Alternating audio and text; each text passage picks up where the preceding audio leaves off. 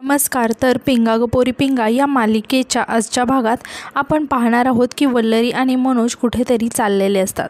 आता वल्लरी गाडी चालवत असते आणि मनोज तिच्या बाजूला बसलेला असतो. आता दोघेही एकमेकांकडे बघत असतात, मात्र एकमेकांशी काहीही बोलत नसतात. आता तितक्यात मनोजला दक्षिक सरांचा फोन यायला लागतो. तेव्हा मनोज वल्लरीला म्हणतो की गाडी साईडला घे. तेव्हा वल्लरी म्हणते की पण तुम्ही फोन गाडीमध्ये पण उचलू शकता. तेव्हा मनोज वल्लरीला म्हणतो की गाडी थांबव. तेव्हा आता वल्लरी साईडला गाडी थांबवते. तेव्हा मनोज घाईघाईत गाडीतून उतरतो आणि खूप चिडून जोरजोरात ओरडून बोलायला लागतो. आता हे सगळं वल्लरी गाडीतून बघत असते आणि मनातच म्हणते की असं हे कोणाशी बोलतायत की यांना फोनवर बोलण्यासाठी बाहेर जावं लागलं. असं म्हणून ती मनोजकडे बघत असते आणि विचारात पडते. यानंतर फोनवर बोलून झाल्यावर मनोज गाडीत बसतो आणि वल्लरीला म्हणायला लागतो की चल. तेव्हा वल्लरी म्हणते की कुणाचा फोन होता हेही विचारू शकत नाही ना मी. आता आपल्याला एकमेकांसोबत पहिल्यासारखं काही शेअर करता येणार नाही. तेव्हा मनोज म्हणतो की साहजिकच आहे, एकमेकांच्या विरोधात आहोत ना आपण. तुला सगळे डिटेल्स देऊन आम्हाला आणखीन गोत्यात यायचं नाही आहे. असं म्हणून ते परत आता जायला लागतात. आता पुढे गेल्यावर वल्लरीचा फोन अजून वाजायला लागतो. तेव्हा वल्लरी आत्तासुद्धा गाडी साईडला थांबवते. तेव्हा मनोज वल्लरीला विचारतो की कोणाचा फोन आहे. यावर वल्लरी मनोजला काहीच उत्तर देत नाही आणि ती आलेच मी असं म्हणून गाडीतून खाली उतरते आणि फोनवरती बोलायला लागते. तेव्हा मनोज खूप रागाने वल्लरीकडे बघत असतो. आता फोनवर बोलून झाल्यावर वल्लरी गाडीमध्ये येते आणि मनोजला म्हणते की निघूया, देसाई वाट पाहत असतील ना. तर यानंतर आपण पाहतो की मध्यरात्री मनोज अचानक झोपेतून दचकून जागा होतो आणि तो खूपच हायपर झालेला असतो आणि उठून कपाटातील कसल्या तरी गोळ्या घेऊन खायला लागतो. त्याला खूपच घाम फुटलेला असतो. तेव्हा तो मनातच म्हणतो की मला हे काय होतंय, चक्कर का येते असं म्हणतच तो तिथेच खाली कोसळतो आणि बेशुद्ध होतो. तर इकडे वल्लरीला आता थोड्या वेळाने जाग येते आणि ती बाजूला मनोज नाही आहे हे बघून मनातच विचार करते की हे कुठे गेले. असं म्हणून इकडे तिकडे ती बघायला लागते आणि तिचं लक्ष मनोजकडे जातं. तेव्हा ती खूप शॉक होते. तर मनोज तिथेच भिंतीला टेकून शांतपणे बसलेला असतो. तेव्हा वल्लरी खूप घाबरते आणि मनोजला विचारायला लागते की अहो काय झालं तुम्हाला, तुम्ही इथे का असं बसलाय. असं म्हणून ती मनोजजवळ जाऊन त्याला विचारायला लागते की काय होतंय तुम्हाला. तेव्हा मनोज म्हणतो की मला झोप येत नव्हती, काही सुचत नव्हतं म्हणून म्हटलं की इथे येऊन बसावं. तेव्हा वल्लरी मनोजला तिथून उठून आता बेडवरती आणून बसवते आणि म्हणते की तुम्ही मला आधी का नाही उठवलं, तुम्हाला एवढा त्रास होता तर सांगायचं होतं ना मला. यावर मनोज म्हणतो की कसं सांगू, आत्ताच्या या परिस्थितीत तुला अजूनही असं वाटतंय का की आपण एकमेकांचे त्रास शेअर करू शकतो. तेव्हा वल्लरी यावर काहीच उत्तर देत नाही आणि ती मनोजला ताप असल्यामुळे त्याला मिठाच्या पट्ट्या करण्यासाठी ते आणायला म्हणून ती किचनमध्ये जाते.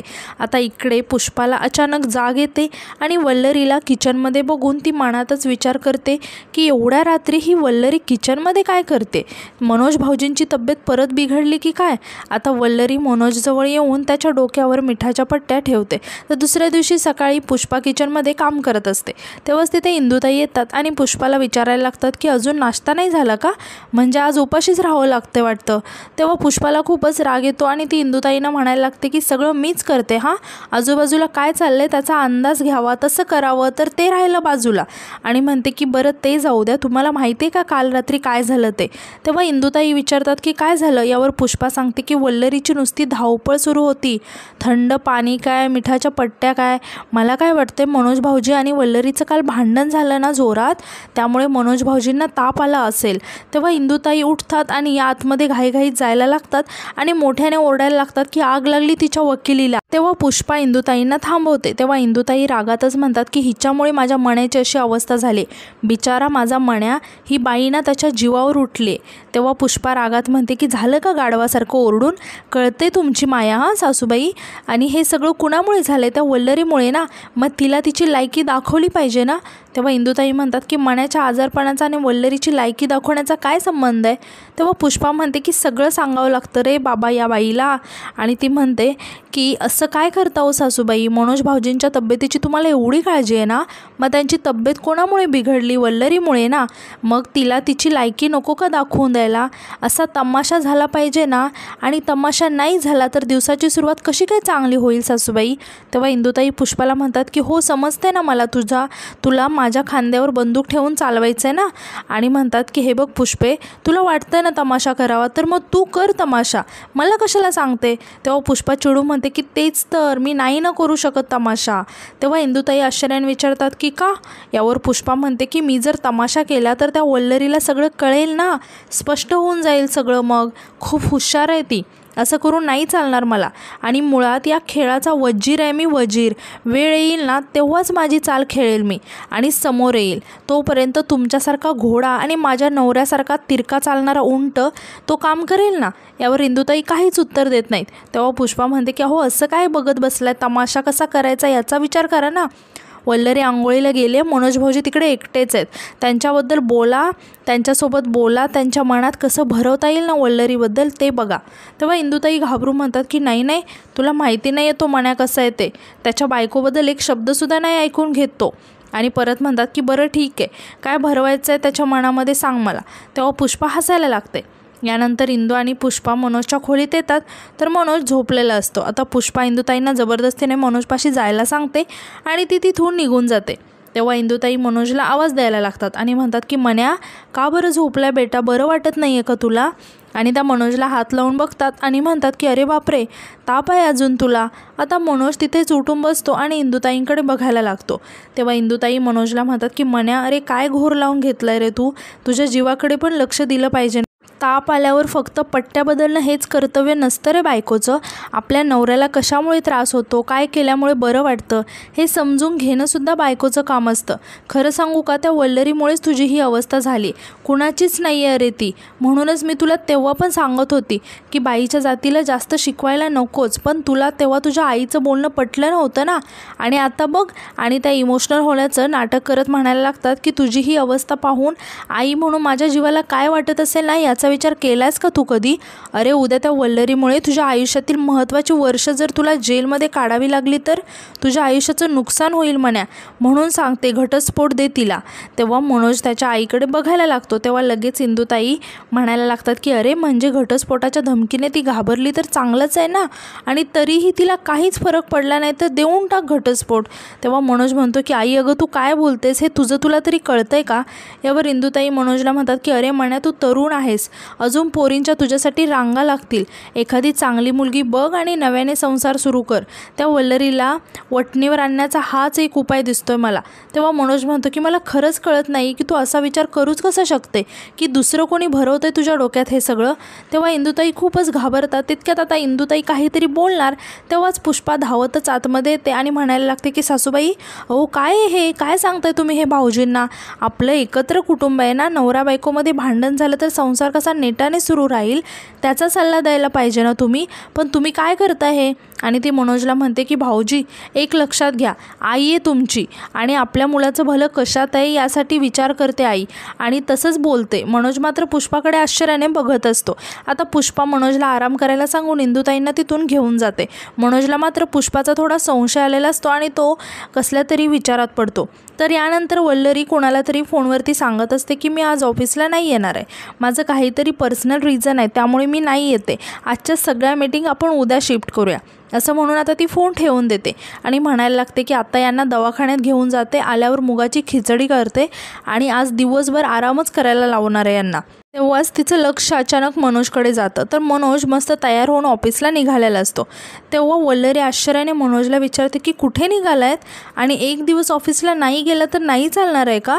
रात्रभर ताप होता तुम्हाला, ते काही नाही, मी तुम्हाला दवाखान्यात घेऊन जाते, माझ्यासोबत यायचं आहे तुम्हाला. तेव्हा मनोज रागाने म्हणतो की माझी तब्येत एकदम ठीक आहे, मला दवाखान्यात जायची काही गरज नाही, महत्त्वाचं काम आहे, जावं लागेल मला. असं म्हणून मनोज खूप घाईघाईत तिथून निघून जायला लागतो. वल्लरी त्याला थांबवण्याचा खूप प्रयत्न करते, मात्र मनोज वल्लरीचं काहीच ऐकत नाही आणि तो ऑफिसला निघून जातो. तेव्हा आता पुष्पा वल्लरीजवळ येते आणि विचारायला लागते की वल्लरी, भाऊजी कुठे गेले, म्हणजे त्यांना बरं वाटत नाही आहे ना?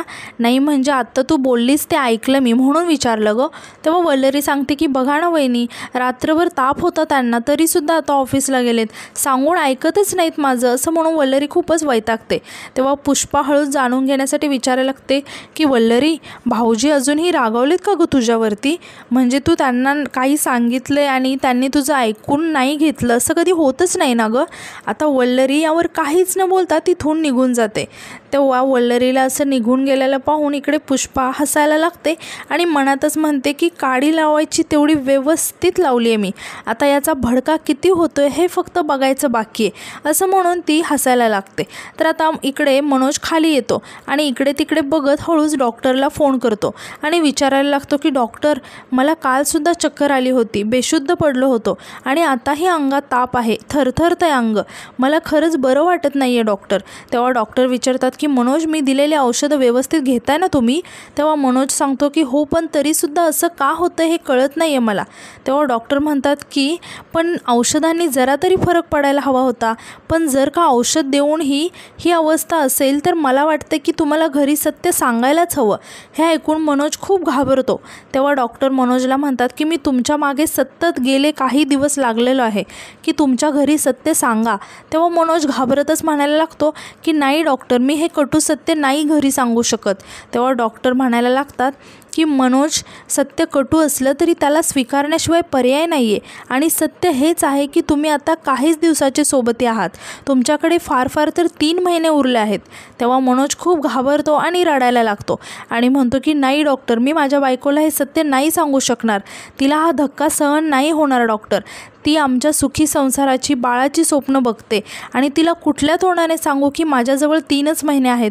तेव्हा डॉक्टर मनोजला म्हणतात की मी समजू शकतो म्हणून, पण तुमची तब्येत दिवसेंदिवस बिघडत जाणार आहे, त्यामुळे त्याची कल्पना तुम्ही घरी दिलेली बरी. तेव्हा मनोज खूप रडायला लागतो आणि रडत म्हणतो की नाही डॉक्टर, मी नाही सांगू शकत, माझी बायको माझ्यावर खूप प्रेम करते आणि हे ऐकून ती खचून जाईल हो. आणि तो विचारायला लागतो की डॉक्टर, दुसरा काहीच मार्ग नाही आहे का हो? इथे नसेल पण परदेशात तरी याच्यावर काहीतरी ट्रीटमेंट असेल. तेव्हा डॉक्टर म्हणतात की सॉरी मनोज, जगाच्या पाठीवर कुठेही गेला ना तरी काही उपयोग नाही, कारण तुमचा आजार बरा होण्यासारखा नाही आहे, फार फार तर 3 महिने, आय एम सॉरी, असं म्हणून डॉक्टर आता फोन ठेवून देतात. तेव्हा मनोज खूपच रडायला लागतो आणि आजचा एपिसोड इथे संपतो. तर उद्याच्या एपिसोडमध्ये आपण असं पाहणार आहोत की ज्वाला शेठ वल्लरीला भेटायला आलेला असतो आणि तो त्याची ओळख करून देत म्हणतो की मी ज्वाला शेठ, ते जे मोसमी केमिकल आहे ना त्याचा मालक आहे मी. आता हे ऐकून वल्लरी खूप शॉक होऊन ज्वाला शेठकडे बघायला लागते. तेव्हा ज्वाला शेठ वल्लरीला एक बॉक्स देत म्हणतो की तुमच्यासाठी मी मिठाई घेऊन आलो आहे, स्वस्त नाही आहे ही मिठाई, खूप महाग आहे, फक्त एकदा टेस्ट करून बघा, असं म्हणून तो बॉक्स ओपन करून वल्लरीला दाखवायला लागतो. तेव्हा वल्लरी खूप रागाने ज्वाला शेठकडे बघायला लागते आणि आजचा एपिसोड इथे संपतो. तर आजचा एपिसोड तुम्हाला कसा वाटला हे कमेंटमध्ये नक्की सांगा आणि उद्याच्या नवीन एपिसोडसाठी आपल्या चॅनलला सबस्क्राईब करायला विसरू नका. धन्यवाद.